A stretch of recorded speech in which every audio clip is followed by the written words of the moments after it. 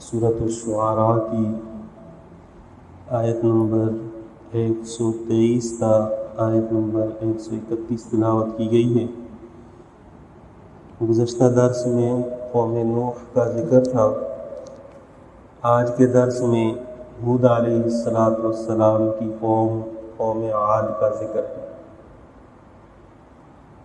یہ وہ قوم ہے جس کو اللہ تعالیٰ نے قوت طاقت کے اعتبار سے دنیا میں ایک مثالی قوم بنایا ہے۔ قوم عاد کی باقیات آج بھی ملتے ہیں، دنیا میں اس کے نقشے موجود ہیں، ان کی عمارات موجود ہیں۔ قرآن نے نبی کی مخالفت کی وجہ سے اور ان کی بعض خرابیوں کی وجہ سے ان کی تباہی کا ذکر کیا۔ ان کی ایک بڑی خرابی یہ تھی کہ وہ آپس میں تفاخر کے طور پر بلند عمارتیں بناتے تھے اور اس پر اتراتے بھی تھے۔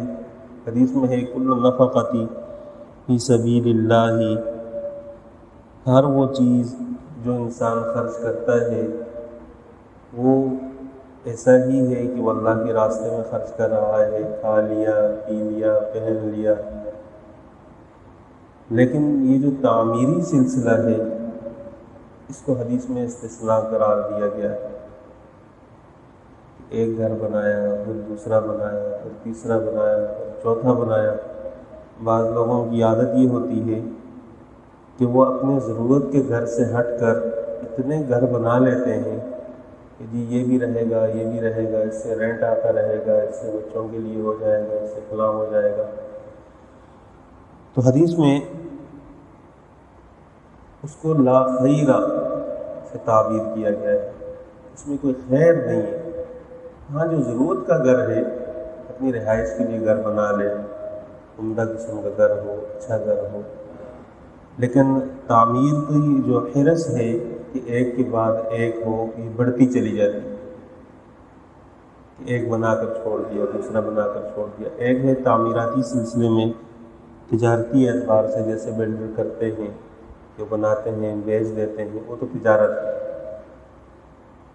لیکن اپنے رہائشی گھر کے علاوہ کثرت سے گھر بنوانا، پھر ان کو اپنی ملکیت میں باقی رکھنا، یہ پسندیدہ عمل نہیں ہے۔ امام منذری رحمہ اللہ نے ایک روایت نقل کی ہے کہ اللہ تعالیٰ جب کسی بندے کے ساتھ خیر کا معاملہ نہیں فرماتے تو اس کو ان سلسلوں میں لگا دیتے ہیں، اس کا مال اس میں لگنا شروع ہو جاتا ہے۔ پھر تعمیراتی کام ایسے ہیں کہ اگر انسان اپنی ذات کے لیے شروع کر دے تو اس کے پاس فقر و فاقے کی کیفیت پیدا ہو جاتی ہے، پیسہ بچتا نہیں ہے۔ ایک گھر بنایا، جب دوسرا بنائے گا تو بالکل پیسے ختم ہو جاتے ہیں۔ جب مال ختم ہو گیا تو صدقہ خیرات کیسے کرے گا؟ اس لیے شریعت نے اس کی حوصلہ افزائی نہیں کی۔ اس قوم کی ایک بری عادت یہ تھی۔ دوسری بری عادت اس قوم کی یہ تھی کہ یہ جب اپنے ماتحتوں کا مواخذہ کرتے تھے تو اس میں انتہا درجے کی شدت رکھتے تھے، ظالم اور جابرانہ انداز میں ان کا مواخذہ کرتے تھے۔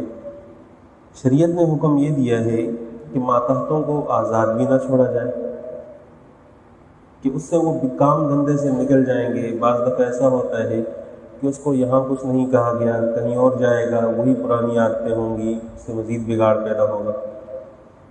لیکن تنبیہ کی حدود متعین کی ہے، ان کے منہ پر تھپڑ مارنا، ان کو زخم دینا، تنبیہ کا ایک انداز ہو جس سے ان کو پتہ چل جائے کہ یہ میں نے غلط کیا ہے، اس کی تو شریعت نے اجازت دی ہے۔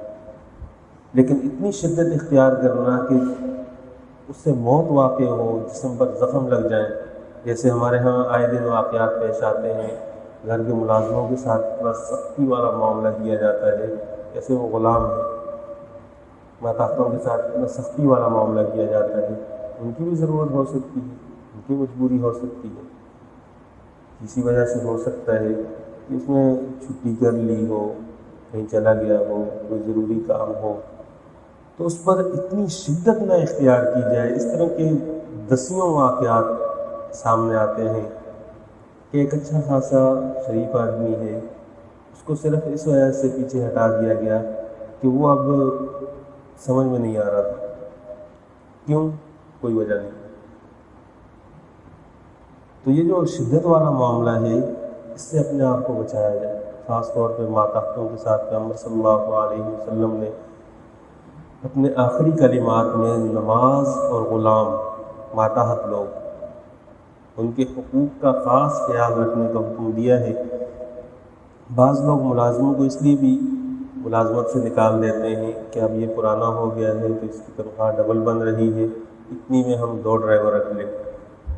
ایسا بھی ہوتا ہے، اس کو تو 10 سال ہو گئے ہیں، جبکہ جو آزمودہ لوگ ہوتے ہیں ان کو اپنے آپ سے دور نہ کیا جائے۔ نیا شخص کیسا آتا ہے، اس سے کیا کیا نقصانات ہوں گے، اس سے کیا کیا تجارب حاصل کرنے پڑیں گے، یہ پریشانی کے معاملات ہوتے ہیں۔ تو شریعت نے جو رہنمائی کی ہے انسان کے لیے بہترین رہنمائی ہے۔ آپ حضرات الفاظ کا ترجمہ دیکھ لیں، فرمایا کذبت عاد، جھٹلایا قوم عاد نے المرسلین، بھیجے ہوئے پیغمبروں۔ یہ لفظ ہے عاد، اور جب ملا کر پڑھیں گے تو عاد المرسلین۔ جب قال کہا لہم ان سے اخوہم ان کے بھائی یعنی ان کی برادری کے بندے ہود علیہ السلام نے، اللہ تتقون کیا تم ڈرتے نہیں ہو، انی لکم رسول امین، میں اللہ کا رسول ہوں اور امانت دار ہوں، فاتقوا اللہ واطیعون، میری بات مانو اور اللہ سے ڈرو۔ اور امین ہونا یہ بہت بڑی صفت ہے، جس بندے پر اعتماد ہے اس کی بات مان لینے میں کیا حرج ہے؟ اور جب اعتماد ہو تو پھر اس اعتماد کو چھوٹی چھوٹی باتوں کی وجہ سے ختم نہ کیا جائے، اس سے انسان کی دنیاوی زندگی خراب ہو جاتی ہے۔